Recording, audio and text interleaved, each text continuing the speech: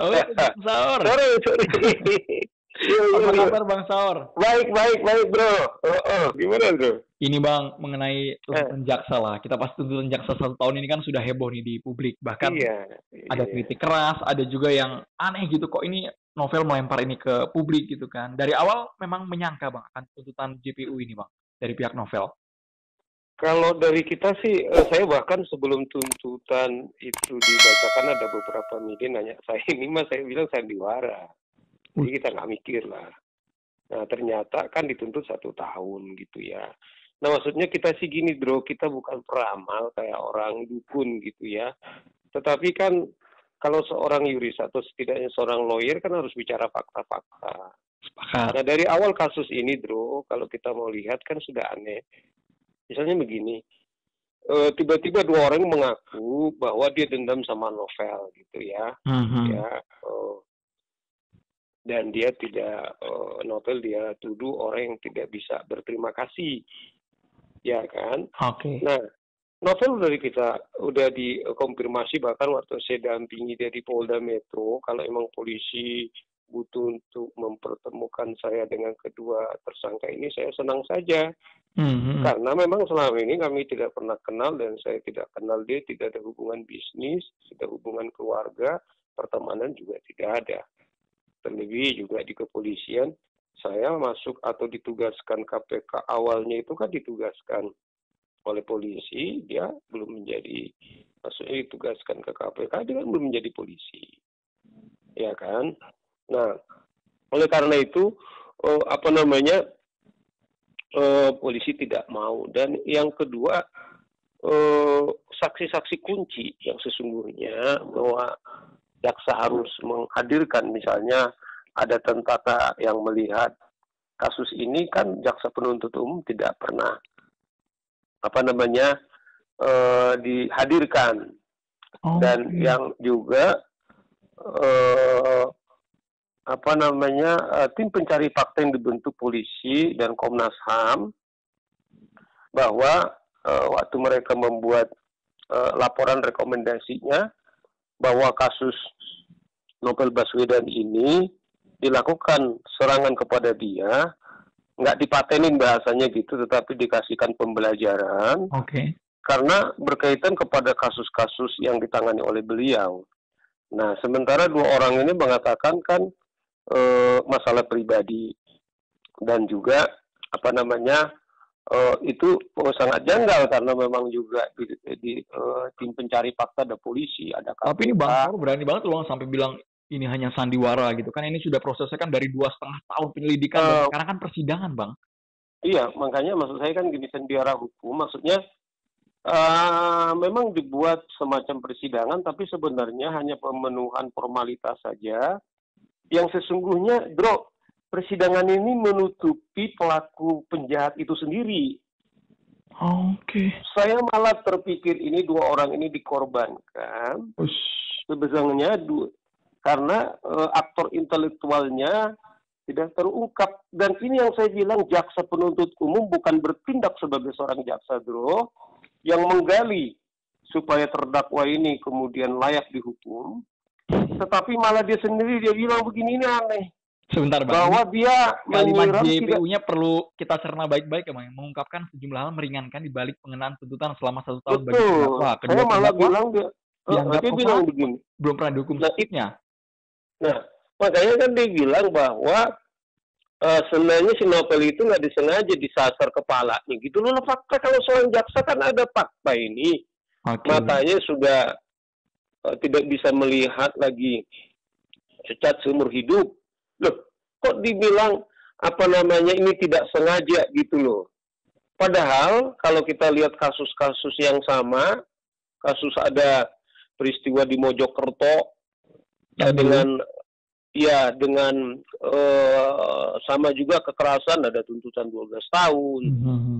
Ada juga di Bengkulu, ada di tempat lain itu rata-rata mereka maksimal 335 apa namanya 335 itu gitu loh. Oke. Nah, artinya 15 tahun ke atas. Nah, ini masa 1 tahun padahal ya yang korban ini bukan saja dia apa namanya penegak hukum, tetapi juga kalau dalam konteks penegakan hukum kan adakan tambahan untuk untuk hukuman terhadap tersebut. Nah, jaksa tidak menggali. Nah, saya yakin ini jaksa ini cuma bonekanya si polisi aja ini.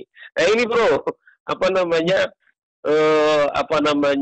ini lakukan, kemudian dia bertindak atas pesanan sponsor, sehingga kemudian pengadilan ini yang kita bilang sesungguhnya memang ada pengadilan secara formal sebenarnya untuk sandiwara aja. Tapi gitu. Bang Saur, kan ada majelis hakim, Bang, melihat fakta yang ada di persidangan, kemudian bukti-bukti peluang majelis hakim, mungkin nggak sih nanti ada langkah istilah hukumnya mungkin ultra petita gitu, Bang, melebihi tuntutan jaksa yang peluangnya Abang lihat bagaimana? Itu mungkin terjadi nggak? Ya, Siapa tahu saya kan nggak mau. Bang.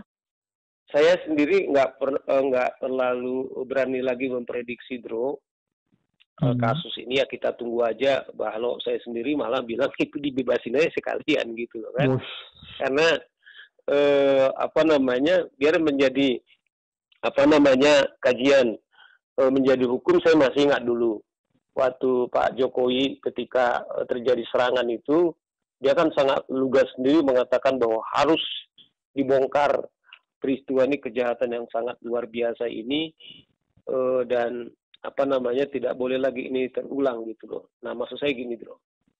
Kalau seorang Novel Baswedan saja penyidik senior, bayangkan ketika matanya sudah cacat, yang satu, bro, ketika komisioner kemarin itu udah putus asa menangkap Nur Hadi, kan dia tetap dipercaya gitu loh dengan keterbatasannya gitu loh. Maksud saya begini, kalau orang ini sendiri pun seperti diperlakukan seperti ini, mari kita lihat aspek yang lebih luas. Siapa jaminan Saur Siagian yang menjadi pengacara juga tidak bisa jadi korban? Siapa yang bisa menjamin seorang Andromeda yang masih berani mewawancara? Persis waktu Anda wawancari saya misalnya tuduhan siapa dulu itu yang perempuan bilang ini bohong gitu loh kan. Dia sangat lantang sekali gitu loh. Nah, ini adalah kejahatan yang sangat paripurna, tetapi kita hanya jaksa penuntut umum, kemudian juga polisi mengungkap kasus yang sangat serius ini seperti ini. Maksud saya adalah ini satu tragedi hukum yang sangat luar biasa dan ancaman bagi kita semua, bro. Jadi di situ saya kira nurani publik. Kalau tadi pertanyaan Andro, mengapa kemudian ini menjadi jadi perhatian, karena memang menurut saya sangat ironis gitu loh. Kabarnya Komisi Kejaksaan juga akan turun tangan juga ini, Bang, untuk menelaah informasi yang beredar di publik. Jadi kan publik juga akan dipertimbangkan. Jika memang ada pelanggaran dalam kasus ini kan kita tunggu nanti hasilnya bagaimana kan, Bang? Iya, waktu itu sebenarnya kita udah minta juga supaya pendampingan soal kasus ini, tapi mungkin dengan tuntutan ini kami tidak salah bahwa sebelumnya kita sudah menyurati bahwa kita bukan melakukan surat-surat waktu proses persidangan yang kita lihat jaksa bukan malah membantu saudara korban, malah cenderung memojokkan. Kita juga langsung sudah menyurati jaksa Komjak, dan saya kira setelah tuntutan ini mungkin mereka juga lebih aware gitu loh. Berarti sekarang posisinya kan kemarin kan sempat ada video juga, Bang, dari Novel yang menyatakan ini penganiayaan dan pemberatan, ini kategori level tertinggi. Kita juga jangan sampai menimbulkan opini nanti publik nggak percaya, Bang, sama fakta-fakta persidangan, Bang. Abang pernah bilang majelis hakim adalah wakil Tuhan di muka bumi, wah kan?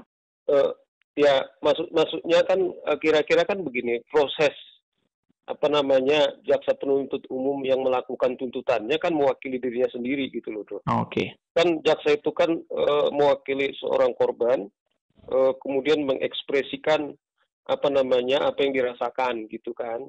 Dan dua hal alasannya, karena waktu di persidangan dia sendiri melihat dia selalu dipojokkan, dan ketika tuntutan dibacakan kemudian apa yang dibayangkan itu ternyata terwujud. Nah, terus siapa lagi yang berteriak kalau bukan korban? Nah, malah kalau perspektif yang lain, bro, saya kira ini juga masukan kepada majelis hakim seperti Andro. Bukan dalam konteks kita kemudian mau mempengaruhi hakim siapapun tidak.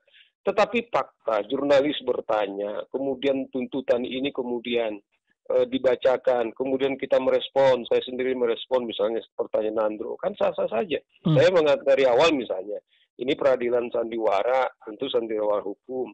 Tentu kan saya alasan-alasan mengatakan mengapa itu saya katakan, kira-kira seperti itu. Itu Semua tanggung pihak jawab transparan, Bang. Iya kan, itu tanggung jawab saya misalnya sebagai warga. Misalnya bagaimana soal keterlibatan jenderal-jenderal yang disebut, misalnya Novel Baswedan. Dulu kan Iwan Bule mengatakan secara terbuka kok.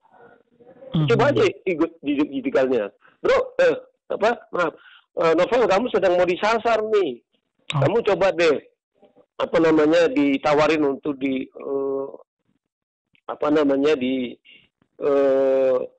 kawal. Novel bilang, kalau berkaitan kepada pekerjaan saya, tolong laporkan kepada pimpinan saya, bukan kepada saya, Bang. Karena sesama mungkin mereka polisi menyebut seperti itu. Baik. Nah, ternyata kan serangan ini kemudian terjadi, pertanyaannya adalah apakah betul jaksa penuntut umum tidak ada pernah direncanakan, spontan aja seperti itu gitu. Nah, itu sebabnya saya kira ini mengapa tragis, jaksa sengaja menutup-nutupi kasus ini bahkan dengan menuntut ringan seperti itu. Baik. Tapi langkah dari kuasa hukum ke depan gimana? Acaranya kemudian pledoi dari kuasa hukum. Terdakwa mungkin membebaskan, mungkin biasanya kan seperti itu. Baru setelah itu kalau ada jaksa penuntut umum menanggapi, bisa ditulis, bisa tertulis, baru putusan. Baik. Jadi kita meresponi dalam konteks tuntutan gitu loh, Bro.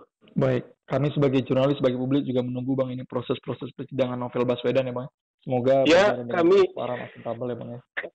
Ya, kami juga berharap, selalu saya bilang, saya nggak tahu kalau nggak ada jurnalis juga mengungkap ini, ya ini tenggelam di kegelapan gitu loh. Jadi saya maaf sekali, saya tadi yang menelepon itu bukan sahabat saya, Andro, seorang jurnalis pejuang gitu loh. Oke, Bro ya, maju terus ya. Bang Saur, terima kasih banyak, Bang ya. Sama-sama, yuk.